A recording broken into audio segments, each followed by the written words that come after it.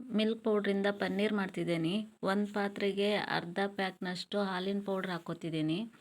ಹಾಕ್ಕೊಂಡು ಅದಕ್ಕೆ ಎಷ್ಟು ಬೇಕು ಅಷ್ಟು ನೀರು ಹಾಕಿ, ಅಂದರೆ ಹಾಲಿನ ಥರ ಬರಬೇಕು ಅದು, ಆ ರೀತಿ ಮಿಕ್ಸ್ ಮಾಡಬೇಕು ನೀರು ಹಾಕಿ.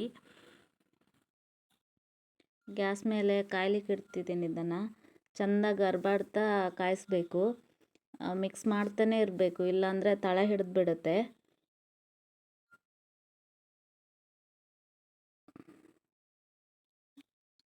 ಈಗ ಹಾಲು ಕಾಯ್ದಿದೆ. ಇದಕ್ಕೆ ಒಂದು ನಿಂಬೆ ಹಣ್ಣನ್ನು ಹಿಂಡ್ತಿದ್ದೀನಿ ನಾನು. ಒಂದಾದ್ರೂ ಹಾಕ್ಬೋದು ಅಥವಾ ಎರಡಾದರೂ ಹಾಕ್ಬೋದು. ಆ ಹಾಲನ್ನು ನೋಡ್ಕೊಂಬಿಟ್ಟು ಹಾಕಿ. ಹಾಕ್ತಾ ಹಾಕ್ತಾ ಹಾಲು ಒಡಿತಾ ಹೋಗುತ್ತೆ ಅದು. ಈಗ ಹಾಲು ಒಡೆದಿದೆ. ಒಂದು ಪಾತ್ರೆಗೆ ಬಿಳಿ ಬಟ್ಟೆಯನ್ನು ಕಟ್ಟಿ ಅದನ್ನು ಹಾಕಬೇಕು. ಹಾಕಾದ್ಮೇಲೆ ಅದಕ್ಕೆ ಚೆಂದಾಗಿ ನೀರು ಹಾಕಿ ತೊಳಿಬೇಕು. ತೊಳೆದಾದ್ಮೇಲೆ ಅದನ್ನು ಅದರೊಳಗಿರೋ ನೀರನ್ನು ಎಲ್ಲ ಕ್ಲೀನಾಗಿ ಹಿಂಡಬೇಕು. ಹಿಂಡಿ ಅದಕ್ಕೆ ಭಾರವಾಗಿದ್ದೇನಾದರೂ ಇಡಬೇಕು ಅದ್ರ ಮೇಲೆ.